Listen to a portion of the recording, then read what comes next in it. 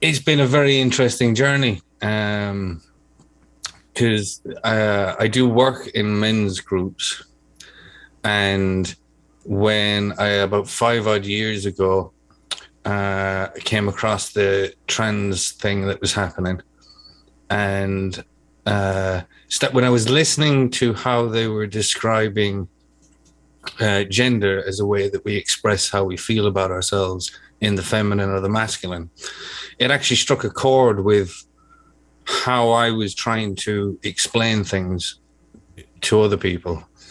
And I got a lot of use out of thinking about it in those terms, you know.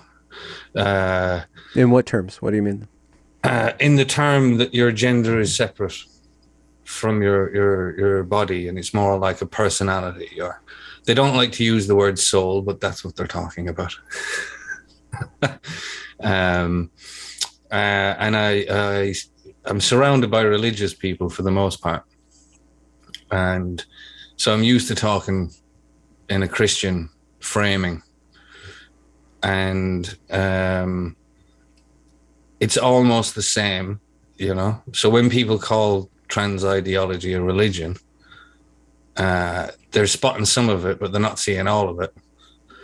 You know, in that how it provides for righteous fury and that feeling that people get, and how it gives an avenue for forgiveness and redemption for sins of society. You know, Jesus was a great man for rounding up all the forgotten people, the prostitutes and the poor people and the ones that had just come out of prison, or, you know. Like, I'm laughing, but sorry, that's just the way that I speak, you know. It's not that I think it's particularly funny. I think we share a similar sense of humor already from kind of hearing a few minutes of you. Good. But yeah, so I was listening to all of this. I was thinking, you've got a point, and I was listening along. And I know a woman, like a distant acquaintance that I would say hello to if I met, and we'd speak about the weather, you know. And she reappeared as a trans man in the little country town, you know. And it just didn't really, you know, to me it was an extension of kind of the gay rights movement. In my head, it was another group of people that were looking for assimilation, and yeah, whatever. I didn't really, you know, I was enjoying the way that they were speaking about it. And then last year, I got in like text friends from starting in a YouTube comment section and moving to Twitter DMs with a trans man who was making an awful lot of sense, wasn't pretending to be male. You know, it was a personal exploration of themselves, that they were, you know, not making any demand on other people. You know, wasn't bothered if you were saying he or she, or, you know. And I found we were having great conversation about the philosophical side of the performance that we play in the world, you know, in the idea of being an onion and the layers to the personality, and what bits we express and what bits we keep back, and, you know, very interesting conversations. And I got on his channel, invited me on for a chat, and we had 4 hours. yeah. It went really good, and I was very much taking his side in it and speaking about masculinity from my own perspective, and seeing if there was anything for him to catch on. Was there anything in that, right? And I didn't hold back either, in that, like, I wasn't making it out as if being a man is this fantastic thing and we all run around as heroes. You know, I was speaking about it in terms of dealing with really high anxiety, and how being a man and the type of man that you are is defined by the people that you're responsible to, as much as it is what you think of yourself. You know, I might want to be a super strong hero, but I might have to be kind and caring with high sacrifice and very patient. That might be what's demanded of me, you know?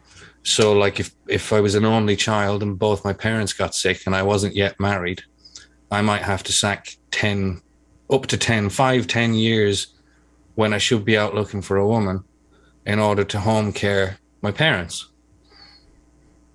you know? And that's rising to the challenge of the demand around you. And you don't get to be a man or a woman in that circumstance. Life just throws something at you and you have to deal with it.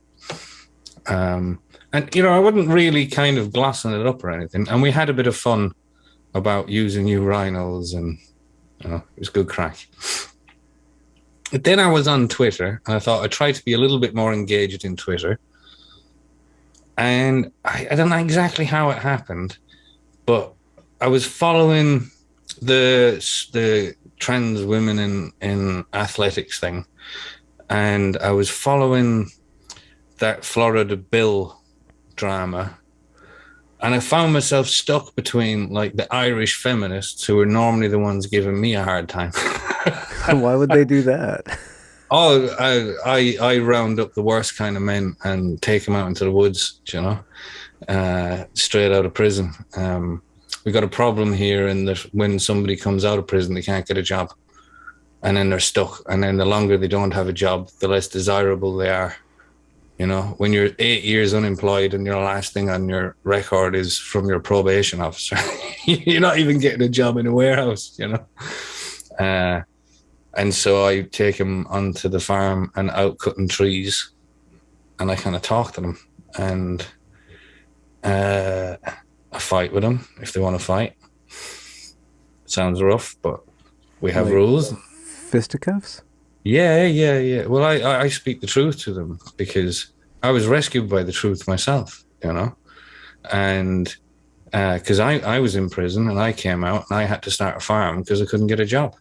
I was just too like, fuck you to kind of sulk away by myself. So I was like, fine, I'll create value somewhere and in a position that nobody can say no to and fill a demand in the market at a corporate level where people aren't going to give a shit if I have a record or not because I'm the business owner, you know? And so I went off and did that. And when I met my wife, she kind of changed my mind about the whole fuck you thing. And I got more into the community building. And she was right that I could turn a lot of negative emotions I was feeling into positive emotions by kind of being part of a network of people, you know. And she was right in all of that. Yeah. And so I got asked to employ somebody's son because he was coming out of jail and he couldn't get a job. And that turned out to be 6 months of counseling a young fella who was a bit of a lunatic and was completely deluded about the world and life and relationships and actually had no self-confidence except for his ability to fight. You know, it was the only thing he thought he was any good at. You know, Like brawling, like boxing? yeah, and some, yeah, bats and knives and Okay. For money or for pleasure? for as getting caught up in street level drugs. Okay. You know, and this is it. He's got something to prove. Somebody gives him some money to go and beat someone up, and the rest of the story writes itself. You know, the better he was at it, the higher in demand he was. The more, you know, if you wanted somebody to kick someone's door in and beat the shit out of them in their doorway, there's not that many people you can call that will just do it for a few €100, you know. And he ended up in jail, obviously, and he was coming out, and the priest got to him in jail in his head a little bit. The priests run counseling sessions in the jails, you know. Mm-hmm. And the priest had sown a few seeds that I picked up on. And I realized that this guy, I mean, I could give him 2 years employment, but he's gonna punch his supervisor in his next job. It's gonna happen. Supervisor is going to say you have to do it. He's going to say I don't want to, and the supervisor says you have to, and he goes, "Oh fucking what?" It's the kind of guy he is, you know. And you were able to play with that or deal with that, I mean? Yeah, well, I found out where all the anger was, you know. Well, he trusted me because I was in the same prison and I knew what he was talking about and how you have to build the right mental walls to survive in a place like that, because it's a punishment facility, not a correctional facility, you know. And we don't just have gangs; we've got paramilitaries over here, you know, and that's some fucking righteous shit. Could You you know? could you explain that? Oh well, we have Ireland is split in two. The northern quarter still part of the UK, and we have a peace agreement in place since 1997 or 1999, I think. And up until that point, everybody was still blowing stuff up because Ireland wanted the North back as part of Ireland, and the UK wasn't giving it back. And they reached a peace agreement not that long ago, you know. So when I was a kid, it was bombs on the news, and not that far away. You know, I was in Manchester Airport when they blew up part of it. I just wasn't in the part they blew up. Oh wow, okay. You know, so And it's so quite recent. You know, and there's a bunch of veterans from that. So well, Ireland had that's not over. formed. You know? Okay, it's not over, but Ireland had, over the course of the last century, or longer than that, developed and disciplined itself to have like a contingent of sleeper cells or paramilitary units just kind of scattered about. Was it disciplined? Was it underground? Oh no, they have a political party. Okay. Yeah, And the yeah, yeah. political party is explicitly tied to open warfare. Like violence is Oh not no, seen. Okay. no, So they there's kind of pretend like a shadowy thing. Okay. they're not allowed to say it in public, and they're not fooling anyone. You know. Yeah, yeah. But I just asked because they're explicitly trained to act like a military unit, not just like LARPing, like we have the Proud Boys out here in America. Oh no, these guys have all been to the Lebanon on UN missions, and they train in the army. And yeah, yeah, Okay. The Irish Army or the UK yeah, British Army? yeah. The Okay. Irish have a little army. There's not much armying to be done on Irish behalf, but we're part of peacekeeping missions with the UN. Okay. And Uh, so they come back from these missions and then they align with the what's it called? The IRA at one the point. IRA, Yeah. the IRA is an umbrella thing. There's wings of them now and stuff. Okay. You know, I'm not that educated on it. I mean, they Okay. don't really, they don't. It's not like they tell you. Um, But their presence is very evident in prisons. oh yeah, yeah, yeah, yeah. They keep to themselves. They're quite anti-drugs, kind of, at least on the face. You know, they wouldn't be seen even in prison to be part of drug dealing. You know, they're quite Christian, Catholic. Uh, Although it's not mandatory, I don't think anymore, but most of it is.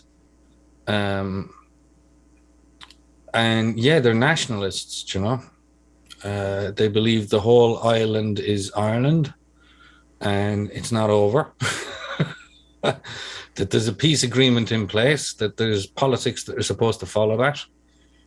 You know, the peace agreement was supposed to sort it out, and it has a political side to it, and they're kind of waiting to say like, "Come on, then, you Mm-hmm. said you were gonna." The Brexit made a mess, you know, And because that meant that Northern Ireland, as part of the UK, had left the European Union. This meant that we actually had a European border in our country, right? And the Germans and the rest of the EU needed some convincing that the only reason that there isn't bombs going off right now is because that border is just pretend. You know, they use one currency on the other side, but we just move backwards and forwards like it's not there. You know, with a little bit of customs and excise and practices, but there's no checkpoints. Okay. And the Brexit and the way that the European Union wanted to handle it would have meant checkpoints. And like, Which would have led to violence, you suppose? even the idea of it had them all meeting in secret, and just the notion, just as soon as somebody said we might have checkpoints again, all of a sudden half the football team wasn't around one night, and you're like, hmm. You everybody was late this by exactly the same amount of time on a Wednesday morning, and you're kind of going, that was the same people that were missing the week before, you know. So I bring that up just to dive deeper into prison life in Ireland. So there's those contingents, because you said that there's no gangs, but there are paramilitary presence. Well, then so. you've got the gangs on top, you know. Oh, okay. They don't fuck with the paramilitaries. Okay. They're You know? Hermetically sealed, or they have some sort of agreement. Yeah, it's just not worth it. You know, they're not involved in the drugs. The gangs are all fighting over the drug trade. Okay. Almost exclusively. You know, what kind of drug is really popular out there and illegal? Is it all illegal? Marijuana? it's all illegal. Yeah. Okay. And like it's probably the same mix as everywhere else. You know, it's kind of weed and heroin and cocaine and crack and meth. Yeah. You know, I'm not that involved. I really don't know. Like somebody said GBH or GHB the other day. I didn't know what the fuck that was. You know, maybe some sort of balm. Who knows? No idea. But just this, like the point is more that like the guy that I was looking after that came to work for me, within a few months I realized that it wasn't just something on his CV wasn't going to help him, like, you know. But I understood how he felt and I understood what he was saying. But nobody was saying to him the things that people were saying to me that got me to think about it.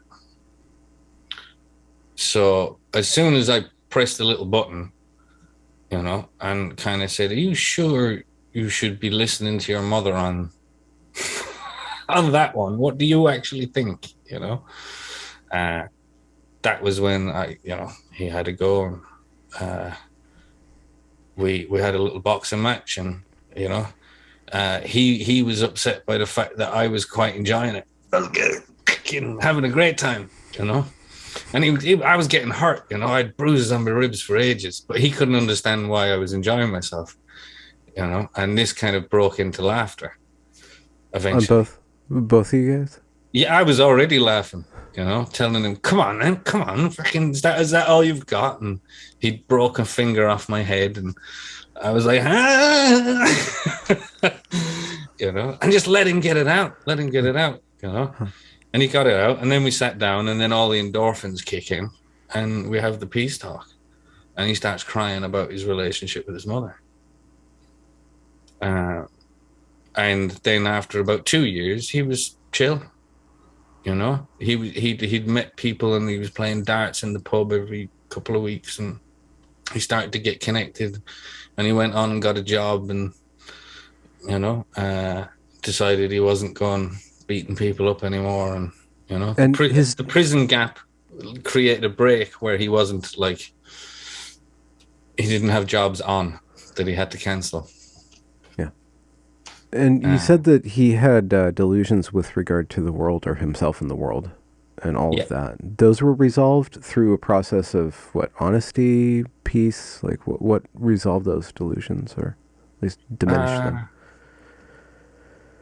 Like just saying it exactly how it was, and working through his objections to it. But like he had to respect me before he listened to me. If I told him he had the wool pulled over his eyes, you know? So like trying to get him to understand that other people were just using him because he was fucking crazy and other people weren't. And that's a useful, that kind of fear that you can put into people is very useful to other people that can't do that, but have ambitions that require that. Require what? Being manipulated in that way? Oh, having somebody that's crazy and will go around and kick your door in and beat your face in without ever having spoken to you or knowing why they're even doing it, just because someone's given their money. And to him, he's beating the shit out of his dad. He's not he's not connected to the fact that it's another person. It's a difficult thing to describe how we were all raised in using a manual on how you train a dog to be a pit fighting dog.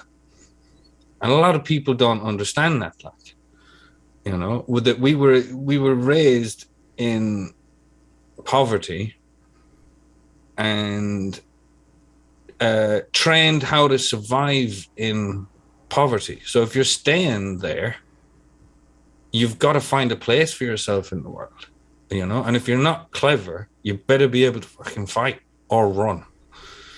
And that's coming home from school every day, and so when you get trained by your father to behave in a way that's appropriate for that environment, going off and getting a job or a career, you're not ready for it. You don't have the worldview necessary for it, and it's not that it's something wrong, and my father was trained by his father to be a fucking lunatic as a way to solve the problems that my father would have to deal with in his life. And then the world changed in the last 50 years. In what direction? Just poverty or social climate or the values of society or what? Media? I don't know. In what way did it change? I'll hammer it into that tweet that you said that caught your attention and why you wanted to speak to me. I think that there is a change happened whereby women used their voice to tell men what they wanted them to be like. And we had the peace internally to get on with that project. There was enough people living not in poverty that didn't have to worry about food, that they could get on with the project of free and safe. How do we want life to continue? How do we want to behave? And women said, the men are all having the fun. Our job is the house, noble as it is. It's not fucking going to Mars, is it? And they were right. They weren't having as much fun as the men were. Who can knock that? And they went, hang on a minute, why do we have to be the ones to raise the babies and be stuck at home? All right, they got the technology to say, okay, maybe 1 or 2 babies, but then I'm having some fun. And they looked at the zeitgeist that had them stuck in the kitchen and said, the religion did this to us. The way that men think of us did this to us. The implicit misogynist bias of ourselves as women did this to us. So fuck all of that shit. Out the door. Gone. And they said, we're going to have everything that looks fun that the men do. And now we find ourselves in a position where women don't want to have kids. They see kids as a burden, right? When I say women, I'm talking the average across the population has veered in the direction of not wanting children. So the age at which they have their first is now over 30, at least here anyway. Uh, the amount of children per woman as an average across the country is now below critical. If it doesn't go up, we've got a problem. So Real like problem. 1.5, Real problem. 1.6, or 2.0 or something? I forget. I don't know what the numbers are, but I know that it's once you go below 2, it starts getting weird. And I think we're at like 1.4 or 1.6, so that's like a lot low, you know, and dropping rapidly. And then you compound that with over 100 years, we're now going to have 3 1/3 generations as opposed to 5 generations, because the average age of which a woman has her first child has gone up from 20 to 30 Okay. over a long period of time, but it has gone way up to over 30. The problem with having the first child over 30 is that at 35, like medically, this is, they call it a geriatric pregnancy, you know, and the women get annoyed with geriatric. It was like, it's what the word means.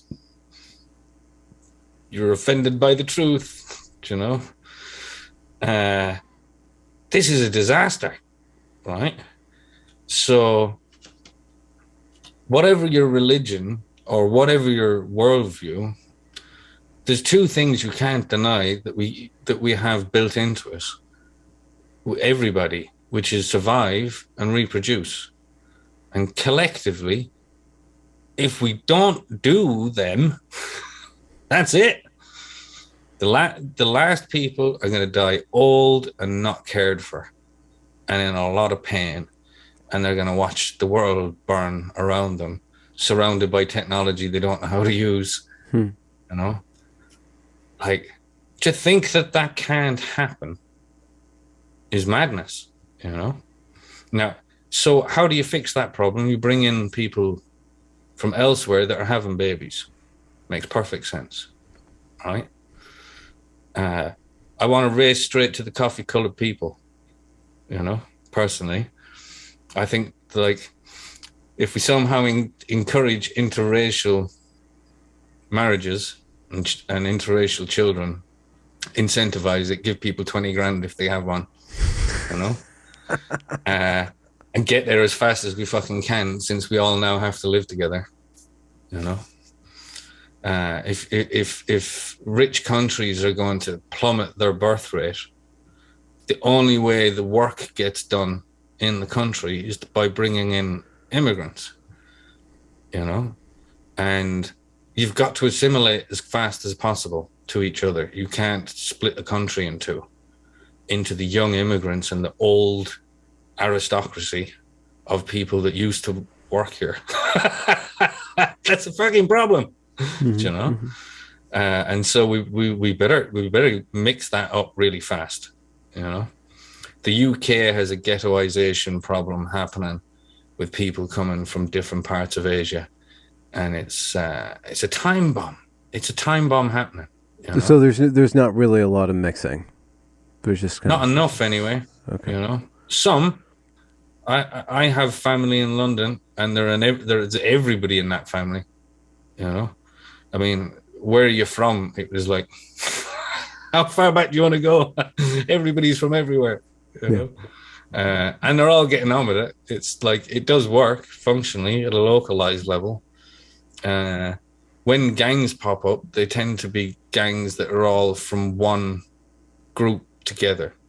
You don't get like the mixed race gang. Multicultural gang, yeah. You don't know, you know. And so, like, if we're going down this path,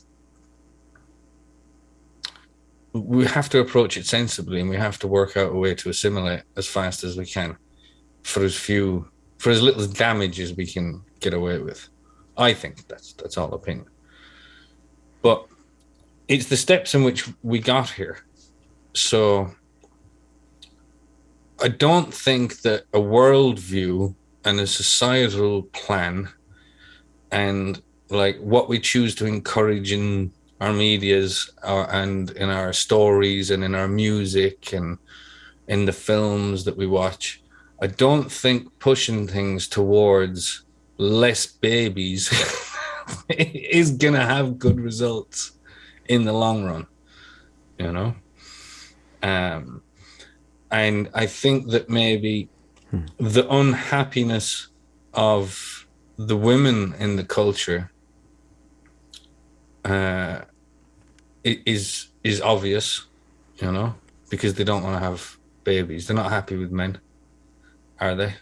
Well, there's a couple of different issues. It's one thing to want or not want babies. It's another thing to be happy or unhappy with men, which is the question of what happens to the men in this situation. If they are no longer given the prospect of a family, where does their energy go? Especially low-income men or men raised in poverty, poor men. I don't know the correct term. Men who have a lot of those issues, you know. And then your work, as far as you've explained it to me, is in part to help those men get reoriented toward, you know, being more social than antisocial. And then, but there has to be, I'm sure there, eventually after they kind of deal with some of their anger issues and then get a little bit more stable, figure out how to interface with society, they're more likely than not will be a relationship with a woman and potentially a family yes, in that, right? a lot of them already have kids. Yeah. Okay.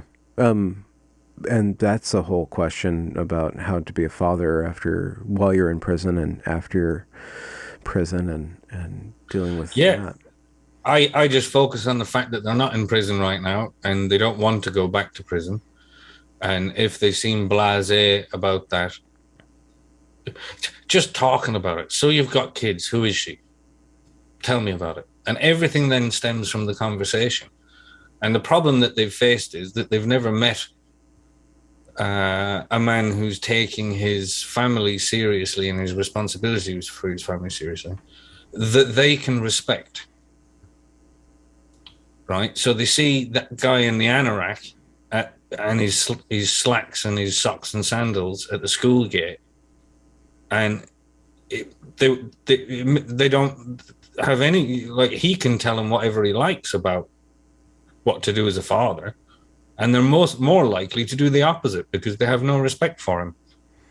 Is this like a school teacher that you're No, referencing? but Or? like I could, um, uh, so you go to the school to pick up your children and you meet the other parents in whatever the pickup area is or whatever the design of the school is. And you might know the other parents from other things and you know them all. But when, so like, he might have an uncle or brothers or other people that he knows that has children. But from his perspective, these are the people he knows that have children, you know? And he doesn't respect any of them enough to listen to them when they tell him, take a knee when you're talking to the kids so they can look in your eye. You know, don't look down at your children. You know, look them straight. And like, I can say that to him after I've earned his respect in some form or fashion. Mm-hmm. And it's very difficult to earn the respect of somebody who, if they don't like you, will just walk away and there's nothing you can do about it. Yeah. You know? And like, if they don't like you, you have to watch what you say around people like that, because it's very clear just from standing in front of them that if you annoy them enough, that they'll cave your head in. You know, and they won't have a moral issue with it. They will think that you deserved it because you annoyed them. So it's a high risk situation then. It isn't. They don't go around beating people up all the time. But people interact with them with an appropriate sense of fear, mm-hmm. that you have to manage what you're saying to people like that. You know, like, they'll give you the EBGBs. You won't want to be in the same room as them. you know, especially if you don't know them. And so, like, where are they getting parenting advice from? Right. And they won't listen to anybody anyway, you know. Uh, and so, like, the idea of cutting trees down as a job is quite appealing to that type of mind, you know. Uh, and then when it's 2 hours up and 2 hours back, and we've got to do 4 trips to bring the equipment up, and then tomorrow we're going to cut the tree down. You start, if you are just asking open, you know, and then when they see an old man like me on the 4th trip still holding pace and they're huffing and puffing, it does something to the way that they think, you know. And when we get to the top and I show them that the straps have cut into me, you know, and that I actually have to stretch now, I can't even just sit down to rest, otherwise my legs are going to go mad, right? And it catches their attention, and I say that's a mental strength that you've got, and you don't know you've got it. It came out in you to push yourself hard because you wouldn't let me beat you, right? You're capable of so much more. Look, think about it. You said nothing. You didn't lose your temper. You wouldn't show letting the guard down at all, or that this was hurting you, right? So why, when someone is saying stuff you don't like, can you not find the inner peace just to go, that's what they're thinking, not let it in? And I might have to, like, then, I find a way to say that in a way that I think he can understand it based in what he's saying. But I go out there to out mentally him so he sees how strong he is, you know. And even then I get them to talk to each other too. So once I have a group together and they've known each other for a year, I end up this weird figure that they then have a secret relationship outside of me that they don't tell me about, you know. And I try to put them under a bit of pressure and let them, I set them up for failure and see how they manage it. I pulled a trick on them and sent them off in a bus that was going to break down, and they would have to deal with which direction to walk, to get the problem sorted. And one of them figured me out. That he said there's absolutely no way on earth he would have sent us off with not enough petrol. He just had the right read on my character. There's no way that was an accident, and it didn't work.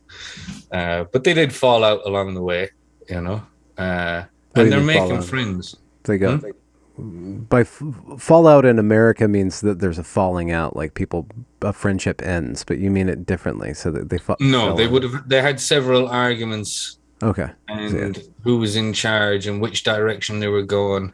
And then halfway, when their feet were hurting and a couple of hours in and it started raining, then they're arguing about where they are and, if they've gone the right direction. And it's, I don't witness any of it. I hear the stories of it in the after period, Yeah, at the risk of dipping into this gender ideology, and it's not just the specific gender ideology that's promulgated by the transgender ideology stuff, just like gender as a concept and stereotypes as a concept. There's you're evincing a particular masculine sadistic glee in busting the balls of other men.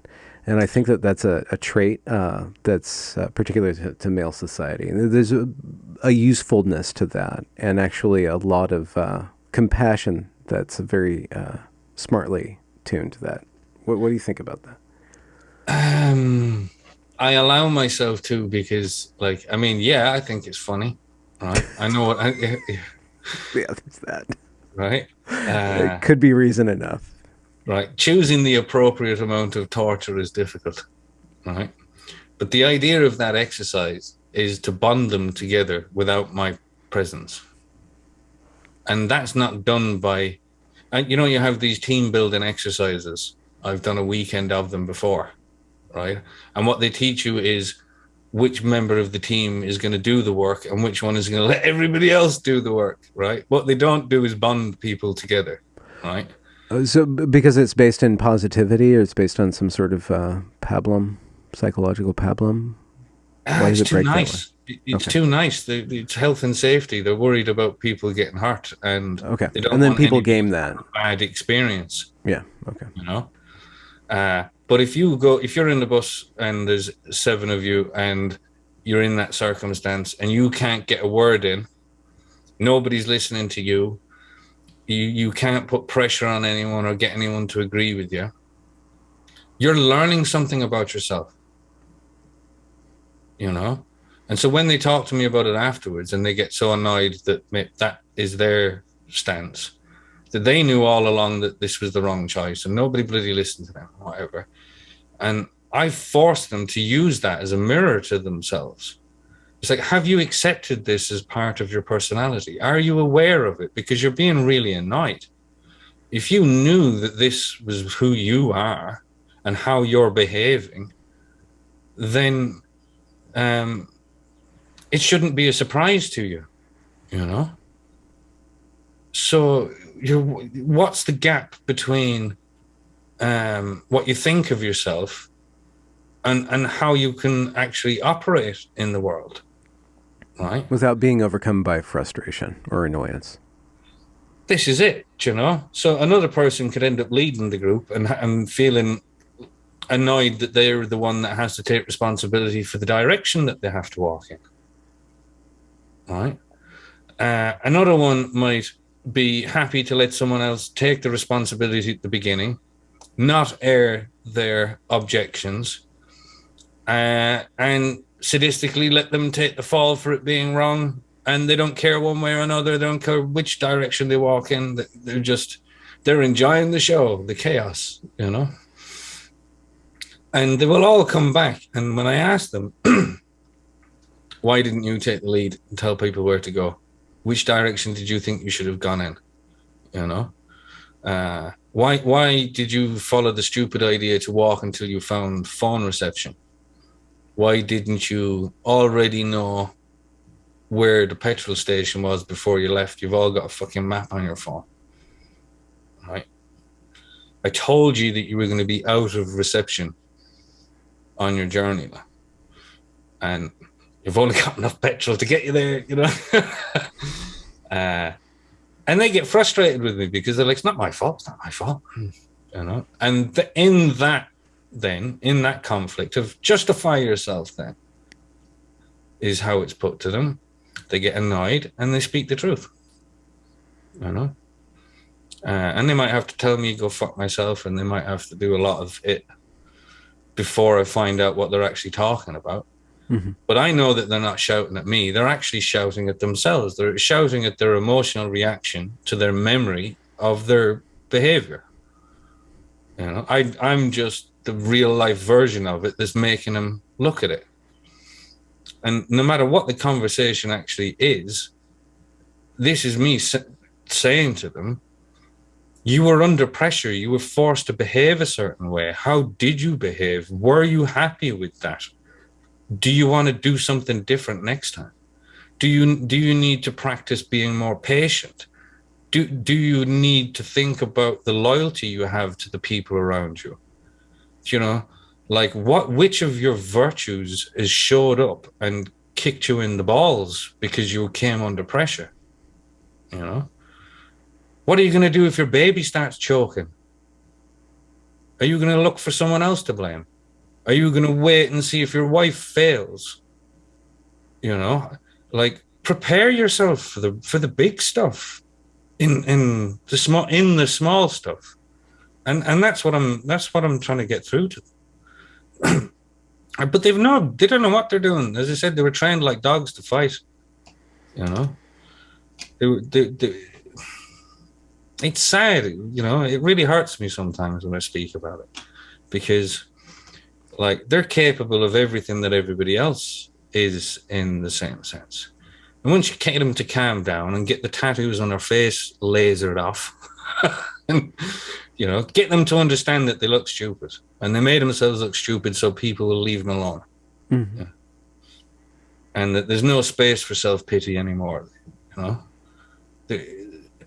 like, it's not doing them any service. It's not doing anyone else any service. They're going around miserable, and then when they come under pressure, they're hurting people, you know, not that they particularly care very much about other people. So I can't phrase it to them in terms of, look at all the people you hurt. They're just going to say, so.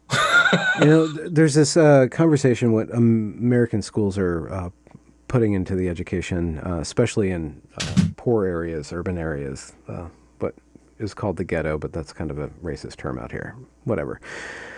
Urban areas. It's called restorative justice, and it's kind of a namby-pamby kind of like everybody, you talk to the person that you hurt and everybody has some sort of reconciliation, and that could be good as long as everybody has the same values, but I don't think, especially with the men that you're talking about, or the just that kind of person is going to respond to that as anything other than they don't care, or this is another way for me to gain power or to game a system, because they don't have that connection to caring even about themselves, I guess. That's where I see you're pointing at. You're forcing them to recognize themselves first and to care or to take responsibility of themselves. And then after that, then they can start becoming aware and responsible for other people or start caring about other people. Or does that even not matter? It's a bit of a domino effect, I think. Like, you can't you can't deny that they feel powerful as they are. So, like, you can't let them give up that power. And so I tell them, I'm going to kind of go off track there to the point where I don't really think anything more detailed is relevant to anybody that doesn't suffer in that way. And, like, the prison service is actually quite good in having recommended services and stuff, right? What do you mean, like church services or community like service? psychotherapy or psychiatry or whatever it's on in the area. The prisons are not too bad at getting people set up, you know. I'm always mindful that, like, most people aren't like that, right? So even most people that grow up in housing estates or ghettos don't end up like that in the way that they think, right? It's a certain type of person under a certain type of pressure in a certain environment ends up unable to deal with civilized society, you know? Okay. But it's not because they can't, it's just because they've been misled, you know? Wider society, corporate city society, has a very different, like, they don't experience violence day to day. They don't walk home from work worrying about violence. They don't worry about their parents being violent. They're a generation ahead of us like that. And they can't understand then that there's a different relationship to what violence is and what it means and how it is. It's in your community, from your mother throwing a wooden spoon at you right the way through to your neighbor kicking you in the arse if you stood on his flowers. And that's not child abuse and assault, right? That is a family, that is a neighborhood raising a child, right? Mercilessly beating the child because you're angry, that's assault, not deciding to sit down and try to get the child to empathize with your love of flowers and instead saying, if you do that again, I'll pop the wheels on your bike, or I'll tell your mother, and your mother will hit you with a spoon, right? Uh, Are the spoons out there like wooden or metal? Like, and I wonder if like there's a huge like if you're industry lucky, for it's them. plastic. My mother had old Irish throwing spoons that were sharpened.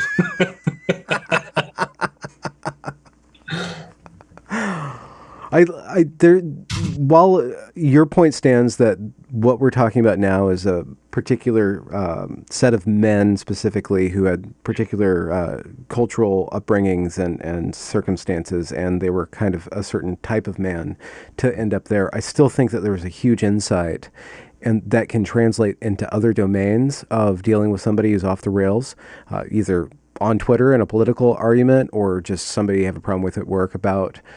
You said something about not forcing them into a position to cede their power, kind of understand that they have to have power. They have to have sovereignty. And that's where it is right now. Wherever you meet somebody, it's that they are, especially somebody's trenchant or intractable.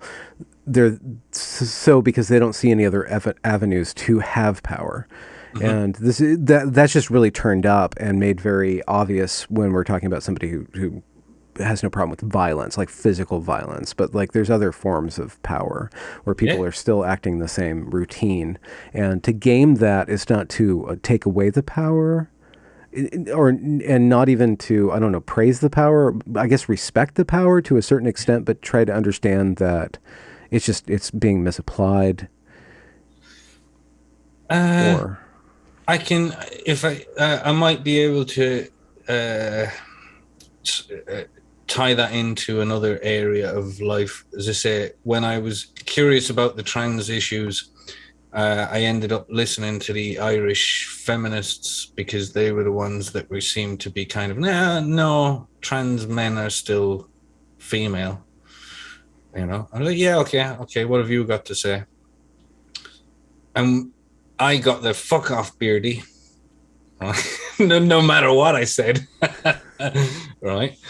And I'm like, okay, they're the only people having the conversation about the infiltration into schools and what's going on here. I mean, slight edging towards removing parents' rights, and under the guise of saving children from highly religious parents, and so I was listening to the feminists, and they did like I was chiming in with what I thought was a good little tweet to add to the conversation. But it was almost like they're like, I smell misogyny. I think we have a misogynist over here. You see the way he used two full stops or periods at the end of his sentence, And like I had to then, okay, before I can even join the conversation about trends, I have to work out how am I going to understand what these women are saying so that I can talk. And I was going along the lines of if they wanted a show of numbers in a protest to say, like, we don't want hormones given to people under 18 or something, some restriction, then as I put it to them, everybody going to church today, everybody in a mosque last night, and any kind of a temple are going to be on your side. But the problem is they're the same people that were telling them they were sinners for being lesbians in the first place, And I was trying to say that, like, maybe the dads can stand in between ye at the protest. Kind of as a bit of a joke. And I got, fuck off, Beardy. We're not listening to no man. You're not telling us what to do. So then I tried another angle, and I tried to find a way to express that I understood what they were doing and why they were doing it, and agreeing with the logic in it. And I kind of stumbled across something that I wasn't really expecting. I was caught blindsided by in that So I expressed to them that, like, if they've been hurt by a man, there's a good chance that it's a man that they know that that hurt them, because the stranger danger thing seemed to have cleaned that problem of strangers up. And even though there is occasional random attacks of people being in the wrong place at the wrong time, most of it's going to be a brother or a husband or a father, or and how I understand that undermines their own confidence, that they even know which man is a good one and which one is a bad one. And so it makes perfect sense under those circumstances just to say, I'm actually going to treat all men as if you're a threat, all right, and not have anything to do with you if I can. That's actually perfectly logical. It has solved the problem of being unsafe, right? But I didn't say but at the end. I tried to leave it in an empathy understanding for how they're doing. And I said it to them that if we could vote and I was allowed to introduce the idea, I would have another number, 777, that you could ring and say, woman and 3 children for an evacuation, and have the lesbian squad with guns show up and get them to somewhere safe if they need an evacuation from a violent man. I think that is a public service that should be a no questions asked if you need out quick. That would be a very productive lesbian militancy. Yeah. I know loads of them that would be up for it. They'd love that idea of a job, right? So then we get to the but, right? I was like, after you've been evacuated, we need to make sure that the service isn't being misused, right? And I will refer you to family court if you think people wouldn't misuse a system like that. So it's in your own best interest to keep said system funded to demonstrate that it's not being misused. And you have a responsibility to the children to find a way that the father can still be a father to the children, right? And if you find out that the dad wasn't really the problem, the mother was the problem, but she couldn't leave for financial reasons, or whatever other way that the system may be manipulated, where it's not a case of she's escaping a violent man, all right? And I know there is violent men, trust me. Right? So there's no denying that the service isn't needed for the people that it's needed for, right? This solves the problem as well of women feeling the need that they can't just commit to being a mother and need a financial support as a getaway. We need to address that so that they don't feel trapped, financially trapped. They're not wrong in some of the problems that they have raised in society, but these systems can be abused, so we have to make sure they're not being abused. We also have, when we're talking about things then, like in the outer world view, say like trans women using women's changing facilities, it gets a little bit mucky, because you're treating all men as potential threats, but don't then behave as if all men are threats, because that's not true, And then you've got the messy business of a man who's a threat to somebody who's a stranger is not a threat to the people that they know. And this can be best exemplified in, like, I'll talk about myself. Like, I would burn the world for my children and my wife, remorseless. If she said, go get him, I wouldn't even ask why. If she wants you dead for some reason, oh my God, you must be evil, because she's a gem, right? I And will. you better hope I'm not wrong about that. I'll take note not to get on her bad side. Right? Um, and as it's an exaggeration. I'm joking. I know. But I'm delivering the point. So it's like we could be in a shopping center together, and you and I getting on great. It's not a problem. If somebody gives you a hard time, I can stand next to you so you're not on your own, right? And you don't get singled out. And all of a sudden, then somebody like me is actually, I don't know, pretty safe to be around rather than a danger, right? Okay. If I see you put your hand in my pram and I don't like it, all of a sudden I am very dangerous to you.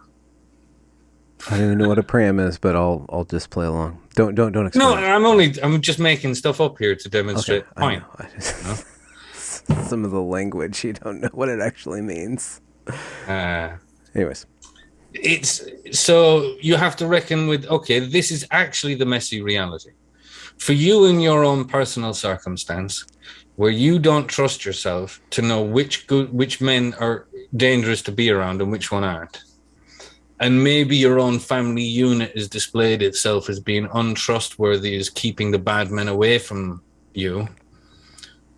I can understand the approach, but it's not actually true. It's a type 1 error problem. So you're never going to make the mistake of being alone with a man and having to find out if he's the wrong man to be alone with. You're never going to allow that to happen. But you're also then not going to allow yourself to experience any of the good side of men and other things too. well, are you saying that there's a good side of men and women's changing areas? Is that what you're arguing? No, sorry, I'm laying the foundation for why that's a very difficult problem to now solve, because they're all behaving in a type 1 error problem, which isn't exactly true, saying all men are a threat, and then denying the almost true but not quite true all trans women are women. And it was like, well, if you're getting away with all men are a problem, Okay. you know, if you're demanding that they're clinically honest and say, despite the level of transformation they've undergone, that you know, you're never going to be a woman, you're always going to be a trans woman, and that means you're a man. And when it comes to single sex places, you're a man. That's holding the mirror up and saying you have to be 100% true and honest with what this is in order for us to participate with it. But then it's like, hang on a minute, that's actually quite unfair. Because it's not all men, you know. It's just always men. And it's not even always men, you know. That's not true. And then it's like, believe all women. It's like, it's not going to go quite the way you expect, you know? And we can't, and again, I'll give them their dues. We cannot expect women not to be slightly dishonest, color it in a little bit, change things around, leave things out. And also, men can't start doing that themselves, otherwise the fabric of reality is going to unravel, as we may be witnessing. You know? Wait, what do you mean by this? Like we can give a little bit of leeway for political activists to bend reality to get their way in the end, but we ourselves, another group, there has to be somebody who defends reality and is. How do I explain? It's more like in this activism, the gender critical feminists want to make this men versus women, but this isn't men versus women. Their particular interest is trans women in bathrooms, so that's what they're focusing on. Yeah. The wider thing is hurting loads of young men as well, right? Everybody's getting hurt by this, right? Boys, fathers, families. It's not like men versus women. And there's loads of women supporting the notion of fucking around with our language, to make women inclusive of trans women. Mm-hmm. And so it's not men and women. It's not men versus women. This isn't something men are doing to women. This isn't the patriarchy. Yeah. So the vestiges of radical feminism don't necessarily apply to this particular topic because this topic is so broad and it has so much implications on so many other vectors. But the first people there were the radical feminists, and they were the first people targeted by the trans rights activists. So they Only have because kind they of, were the first ones to stand up against them, though. well, and there's a little Really, bit of really. bad blood, like kind of natural bad blood between women who who have been abused or disabused by the notion that men are good, and men who need to identify as women one way or another. There's a lot of different tensions going on there. There's a lot of psychologies at play in that. So, but yeah, that was where it started. But the conversation has become much broader than a conversation that can be adequately addressed by the tools that the radical feminists had when they first entered into this debate. It's evolved way past that stuff. So if I may, like, I introduced the idea where men, as a general group, should try not to be dishonest, but equally speaking, not that we should allow women to be dishonest, but we shouldn't be getting angry that they're leaving a few things out. Like when you look at domestic violence, the group of people most likely to have domestic violence is lesbians. That's a bit left out of the domestic violence statistics, and after that it's gay people, gay men, and then after that, More than heterosexual couples. yeah, yeah, Really? Okay. and lesbians are at the top, and then it's heterosexual couples at the bottom, and then it depends on where you are, I suppose. But a closer inspection into that, the idea that they were both hitting each other and they just arrested the man so he couldn't hurt the woman, you might want to include those statistics, and makes it look different. Mm-hmm. And the reason you should be suspicious is that the lesbians beat each other up more than anybody else. So the hardcore men's rights activism is not the proper way to engage with, at least to engage with radical feminism when we're talking about the gender ideology and the implications that has specifically on men and specifically on women, children, young folk. Those tactics, that sex war, needs to be put on pause while we go through the gender quagmire. That's a little bit too narrow. What I think has happened is over 50 years, we, or more maybe, we had the ability to change, I wasn't part of it. The people had the ability to change things that they weren't happy about, changed them, right? Which was at the entrance of women into the workplace, having less children, using technology to facilitate this, thinking it was going to solve a problem of women feeling fulfilled and left out. That change needs a review to, did it do what it was supposed to do? And what was the cost, right? One of the costs is the little lies in feminism that we turned a blind eye to. Like the fact that domestic violence isn't exactly as we understand it to be, right? Especially when you speak to men that have hit their partners, it's not always what it seems. It's deeper. It's not that you just have a bad man, right? There's quite often bad women in there too, right? Sometimes the reason the bad man is a bad man is because his mother made him hate himself. What are we supposed to do about this? You know, come on, we're all adults. We have to speak about this in full. We like the feminists wanted a getaway button, and they've been working on a getaway button so that they can deal with domestic violence. And they've been really, really highlighting certain aspects of it and forgetting to talk about the others. And they've got a little bit carried away with themselves in their own little lies, on own little omissions that we've left out. And now you have another group of people getting away with their own little lies and little admissions. And then you have the original group trying to hold them to the truth. And it's not working. All right. So the feminists are calling the trans activists sexist misogynists. And the trans activists are calling the lesbians homophobic, transphobic bigots. And everybody else in the middle is going, which one of those are we supposed to be on? I don't want to be any of them.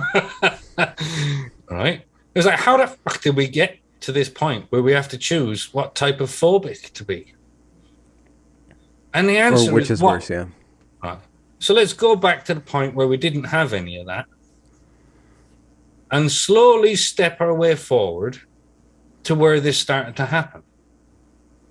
And where did it start to happen is we started to allow people to accuse others of being sexist or racist without that much kind of, okay. It's easier just not to talk to you anymore than it is to really stand next to you and say, I don't think he's sexist, you know, and have it out over the little bit. And then we allowed the power of the words to take over. And this has happened a long time ago. Like we're currently dealing with the outcome of it. You know? And so when I'm speaking to the feminists, and I'm saying, we have to start with you. You can't wear makeup and demand that someone else doesn't wear makeup. Right? And then deny that you're wearing any. Right? It starts with you. Right?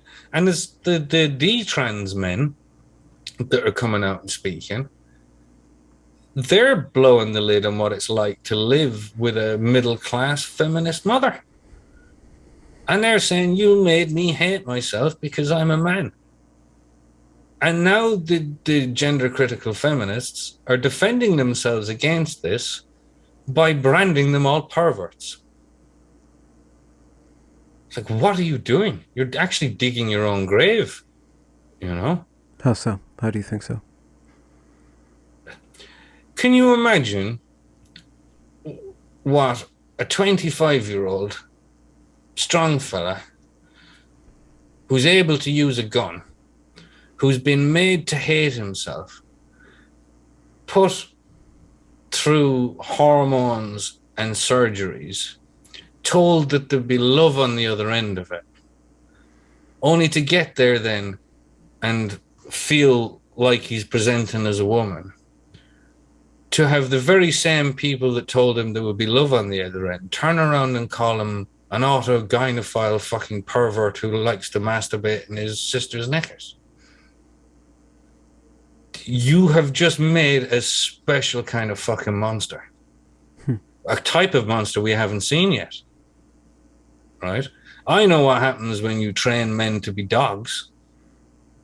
What happens when you make somebody hate themselves for being a man and then they do that to themselves and then undo it and be gaslit over it and told that they're not trans to begin with and then told they were perverts for even trying, and all they really wanted was their mother to love them.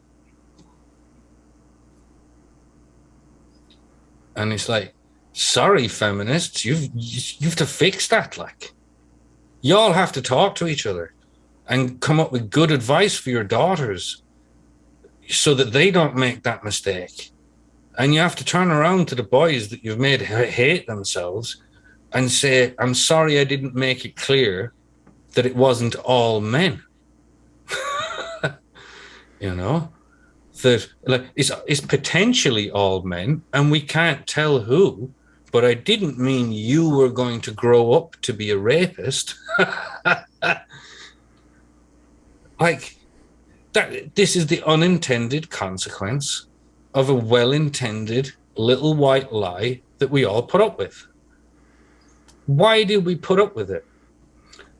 And I can give, like, the best analogy I can give is, if I have a gold coin and I don't want my wife to have it, I can just close my hand and she can't take it. If she has a gold coin and she doesn't want me to have it, she will have to hide it, lie about whether she doesn't have it, get away from me so I can't make her tell me, try to make me crazy to even think that there's a coin. What she can't do is just hold it and say no. So in our normal heterosexual relationships and platonic intergender relationships with our mothers and our sisters and our brothers, we facilitate women to be slightly manipulative and slightly deceptive, and we encourage men not to be. All right? Because the women need to know where the danger is coming from. So if you train the men to be honest, they can better see it, you know? And then us as men, when we have to both be carrying knives for some reason, need to be able to trust each other. So we need each other to be more honest so we know whether to trust each other. You know? And it's not that anybody's done this on purpose, you know? Like the emergency button for women to get away from men is real. Like whatever answer we come up with how we're going to handle this all together has to include a solution for the problem that was addressing. Right. And it emanates in all things. So there's this, like I see on Twitter all the time, women in their late 20s complaining that when they were 16, 17, 18, 19, they were having relationships with men who were in their late 20s. And now that they're in their late 20s, they feel abused. And abandoned? Or, yeah, whatever. So that relationship doesn't last. She changes so quickly because of the age category she's in. As she ages, she's testing boundaries. And that's not the relationship that the man got into. She's finding her wings, living in a culture that encourages her to push herself and find out what she can do. And she changes so much that by the time the man is 33 and she's 22 or 24 or whatever, she's no longer the same person. And he's changed a little bit. And so it doesn't work. Sometimes it does, but generally speaking, it doesn't. And then these women get to 28, 29. They look at 16, 17-year-old boys. They think that they're no different from men and men are no different from them. And so they're misunderstanding that the man is looking at a young woman in a different way to the way a woman looks at a young man. And they're going, these men must have been pedophiles. There's no way I would sleep with a 15-year-old boy or a 16-year-old boy or whatever it is. Pick the legal age for your area. So there's a lot of contention here. So let's just say 20. Let's just be safe. 20, right. Okay. Well, these women are, what they're talking about is being a teenager. So. Oh, okay. And now knowing how immature they were and how mature he was, and reanalyzing the relationship and feeling that it was a power imbalance that was in some way manipulative. Well, it wasn't. Is it not?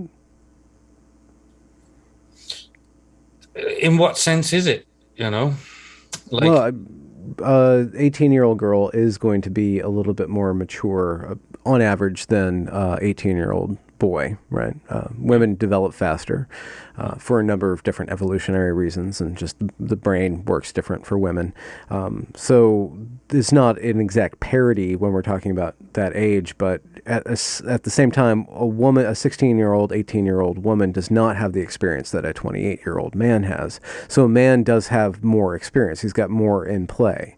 He probably has a little bit more money too than he did when he was 18. So he's got a little bit more substance. So it could be the case that she's into that. She's into the good side of that, but there's also psychological mismatches that aren't exactly parity. But I don't know. I don't know exactly what you're critiquing here. So the critique is that it's the assumption that the girl was not an acting agent and shouldn't be held responsible and accountable for her decisions. Even though at a later date she kind of looks back and thinks they were stupid. Right? I firmly expect in 20 years' time to look back at what I'm doing now and think it's stupid. If there's anything that I've learned in life, is that that's the way it goes. But so if we are to accept that this was some form of power imbalance relationship that the wider society should pay attention to and discourage from the male point of view and try to communicate to other men that this is unacceptable behavior and it's a form of abuse of some kind, right? This is implicit that a 17-year-old girl doesn't know what she's doing, is not able for society, is not able for the decision about who to sleep with. Well, would you be okay if a 17 or 16-year-old girl decided that she was a boy and forever alters her body to the point where she can no longer have children and doesn't have breasts? Is that an acceptable decision? And I know they're not equal. Having an affair or having a relationship and having a lifelong medical relationship or relationship in the medical industry is two different things. But is a young woman of 17, 18 capable of making that kind of decision? No, probably not. No. So, I mean, isn't it to the good of society to discourage big decisions of either getting pregnant or messing up fertility for life, and then discourage older men unless they can be in a monogamous relationship and provide long-term over the course of that woman's life? Do we find ourselves coming to the conclusion that women in their late teens should in some way be restricted by their parents, and that men shouldn't be given access to women of that age group for them to freely choose from? I don't see why there's a problem with that, broadly speaking. Is that not what we had 100 years ago? When women were kind of under lock and key, kind of considered property of the parents. We didn't have that. We didn't have the problem. Okay.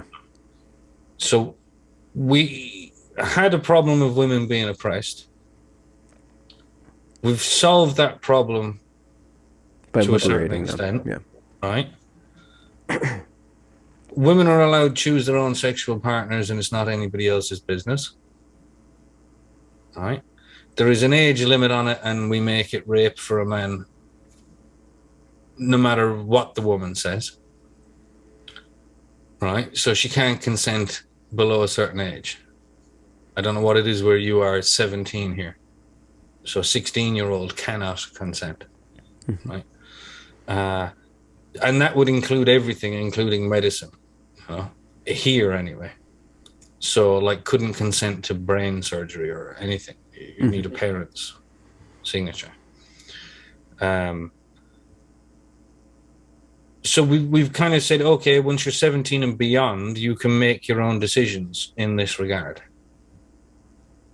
And now we have older women saying, I was with older men in this weird abusive relationship. And so you're saying we should increase the age limit where we allow. What are we supposed to do about that? They're saying make the men nice. Okay. It's like So, you're either a consenting adult or you're okay. not. You So know. your contention is that liberty was given, but responsibility is still deferred. I'm saying that we haven't even phrased it like that. That it's not seen as that. Like the responsibility for this behavior problem has been put back to the men. Right. So there's very little I can do about what another man is allowed to do legally unless it's illegal. You know. So if it's not illegal for an 18-year-old to sleep with whoever she wants, right? Well, as a parent, there's nothing I can do. Right? Society has made that decision. She's allowed to do whatever she wants. Right? I can encourage it, discourage it. I can try to train them from when they're young to understand what power is in relationships. That's my defense. But I can't really do very much about the other man, as long as to the extent whether it's legal or illegal or whatever. Well, you can shame them, look down on them, social pressure, right? Have you met people? It doesn't I'm work. just saying, isn't that what they is that not what they want when they do that social engineering thing? And the law is just a hard form of social engineering. There are soft forms of power. It doesn't have to be legal. But then you're getting into the realm of like, so what is the problem that we're trying to solve for? You know? Yeah. The problem we're trying to solve for is young women, even when they're considered an adult at 18, are not wanting to be accountable for the decisions they make. In hindsight. Mm-hmm. So they themselves are saying when they're 28 that at 18 they didn't know what they were doing. Okay. Would they go back in time and take that choice away from themselves? I'm only trying to phrase the problem. Okay. We didn't used to have this problem because women used to be passed from their fathers to their husbands. Yeah. And the husband would be vetted by the parents. Yeah. Right? There would need to be the permission given. Right? They say that this is something you need the father's permission, but the father needs the mother's permission. Yeah. The father's just there to stand there and say, we've made the decision, now off we go. You know? He's there to take the heat for the decision. He's not necessarily the one giving the decision, you know? Yeah. Because appearances can be deceiving. Yeah. And so all I'm trying to point out is the previous hegemon had the disastrous results of young women making bad choices as to who to have babies with. Mm-hmm. That was covered by what they were doing, right? It was seen as oppressive, right? But that may have actually been just overprotection. It's not like they hated women and they liked owning them. The mother just an overcorrection, yeah. The mothers are highly involved in all of this, you know. Yeah. You ask anybody in a religious family who is the most religious, and they will tell you it's the grandmothers and the granddaunts, and then men are just like they're not. Yeah, the priest might be a man or the imam might be a man, but the people doing the shaming of the children going out with their tits out, that's the mother and the grandmother. Mm-hmm. You know, the idea that the man looks out over his newspaper and says, "You're not going anywhere like that," that's TV shit. You know, that's not the real world. Speaking of the real world, Gar, I have to, Mosey, I have to bounce to work. Yeah. You're cool? All right. Cool. Well, fun talking to you, Benjamin. Yeah, I had fun. I'm sorry to be so abrupt, but I got to jam. Yeah, it's all right. It's all right. All right. Boom.